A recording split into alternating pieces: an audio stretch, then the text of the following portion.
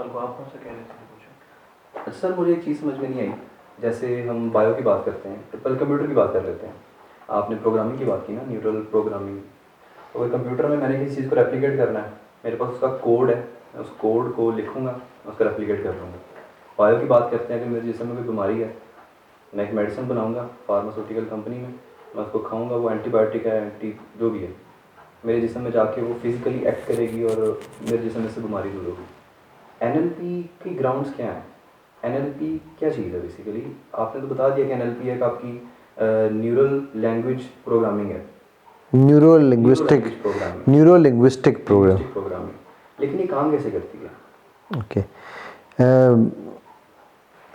अभी आपने एक बात की कि अब दवाई है, आपने खाओगे अब ठीक हो जाओगे। उससे पहले आपने कहा था कि मैं वो किसका कहा था आपने, कंप्यूटर का प्रोग्राम है, कोड है। वो कोड कैसे मिलेगा आपको? गिटहब से। गिटहब में कोड कहाँ से आएगा? कोई ना कोई अपलोड करेगा, राइट। इसी तरह आपके भी माइंड में कोई ना कोई अपना गंद अपलोड कर रहा होता है, ठीक है। मेरे पास आपका वो कोड आया, आपके जो माइंड में इंस्टॉल हो गया हुआ है। ये लोग कहते हैं ना यार, ये काला है, ये पीला है, ये नीला है, ये रंगीन है। वो क्या हो रहा होता है, वो अपने अपने गंद की, अपने अपने अंदर की गलाजत आपके माइंड में अपलोड हो रही है, ठीक ना। अब जब वो अपलोडिंग हो रही है तो उसका एक इम्पैक्ट भी तो हो रहा है ना आपके माइंड पे। वो जो इम्पैक्ट हो रहा है, अब मुझे आपका वो कोड ढूंढना है। अगर आपने कोड आपके पास है लेकिन आपकी क्या उसे कहते हैं, बार बार एरर आ रहा है, तो आप क्या करोगे? आईटी के बंदे हो ना, आपने कोड लगा दिया है लेकिन एरर आई जा रहा है बार बार, तो क्या करोगे? उसका एरर फाइंड करूँगा, ट्रबल शूट करोगे ना, राइट। तो ट्रबल शूटिंग में आप कभी एक ट्राई करोगे, कभी दूसरी ट्राई करोगे, राइट। सो अब मुझे ये पता है कि यार आपके अंदर एक कोड है। फॉर एग्जांपल आप ये कहते हो, अच्छा बाय द वे हमें एनएलपी में एक जुमला बोलते हैं कि your language is the little representation of your internal program. लोग कहते हैं ना यार मैं वैसे तो बहुत खुश हूँ जी, लेकिन जैसे ही लेकिन आया ना, इसका मतलब है उससे पहले उसने जो जुमला बोला ना वो झूठ था, वो खुश कोई नहीं है, ठीक है।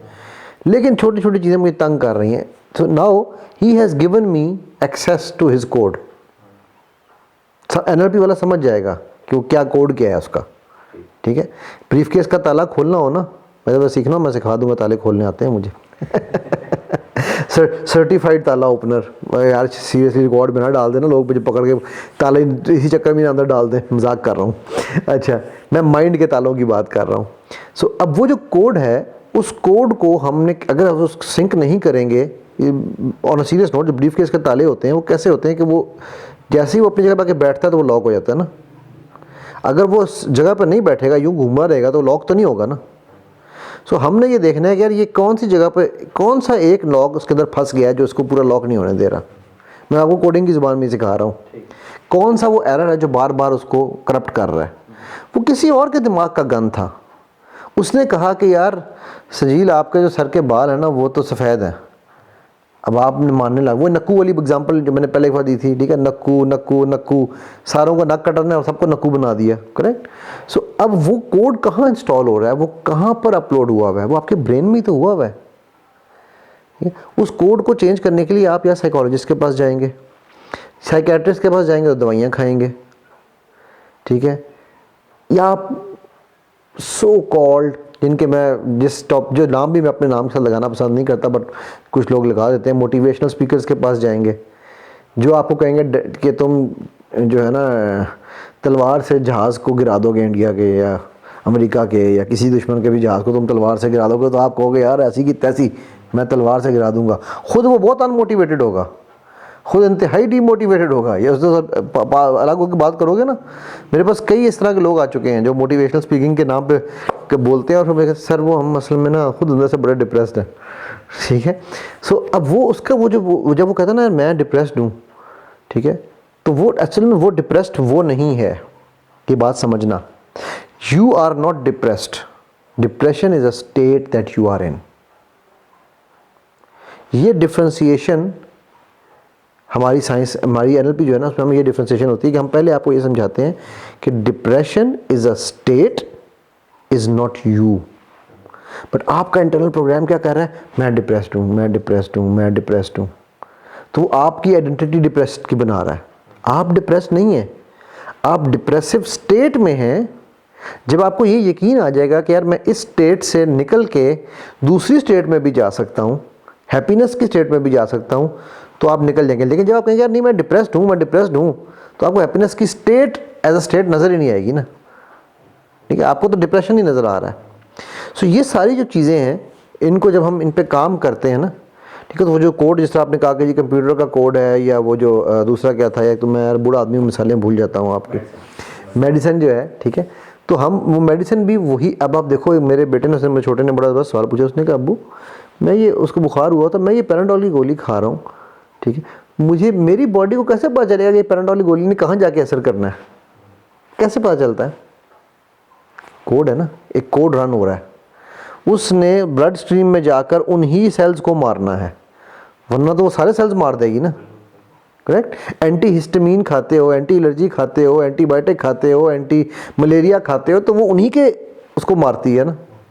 तो उसका मतलब वो उनकी लैंग्वेज बोल रही है, उनकी लैंग्वेज समझती है, उनका कोड समझ चुकी है, ठीक है। सो इसी तरह हमारी एनएलपी के अंदर भी हम आपके डिफरेंट कोड्स को जब हम डी कोड करते हैं, इसीलिए मैंने आपको याद होगा, मैंने पहले भी बताया था कि हम एनएलपी में फेस वैल्यू पे काम नहीं करते, हम क्या कहना चाहिए, डीप स्ट्रक्चर। देखो एक बात याद रखना, people of Asia need to be educated. मैंने ये जुमला बोला आपके सामने, या आप चाहो तो स्क्रीन पे भी ये जुमला लगा देना, ठीक है। Now people of Asia need to be educated. इस जुमले से आपको क्या समझ आई? एशिया के लोग अनपढ़ उनको ज़्यादा।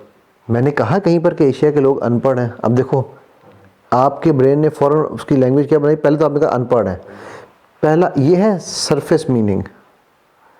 असल में इसका एक डीप मीनिंग है, हर बात के अंदर एक बात है और वही असल बात है। वो जो डीपर मीनिंग है, which people of Asia, which people, पहले तो विच पीपल, फिर एशिया में कहाँ के लोग। क्या जापानी भी अनपढ़ है? वो भी तो एशिया में आते हैं। सिंगापुरियन भी अनपढ़ है, चाइनीज़ भी अनपढ़ है। हम किन लोगों की बात कर रहे हैं? अब क्या हुआ, आपका ब्रेन प्रोग्राम हुआ है, ठक करके सबसे पहले आपने लगाया हाँ यार ये पाकिस्तानी, इंडियन, नेपाली, बांग्लादेशी, इनकी बात हो रही होगी। ऐसे ही हो रहा, बेशक उनमें किसी की भी बात नहीं हो रही।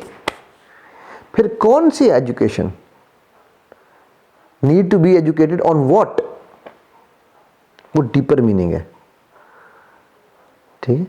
सो एक चीज़ का सरफेस मीनिंग होता है, एक का डीपर मीनिंग। हम एनएलपी में डीपर मीनिंग समझते हैं, उस वजह से फिर हमें उसका कोड पता चलता है, और फिर हम उस कोड में वो करेक्शन करते हैं कि वो लॉक अपने लॉक की जगह पे फंसे, कहीं पर यूँ अड़ ना जाए, ठीक है। सो ये I hope that answers your question.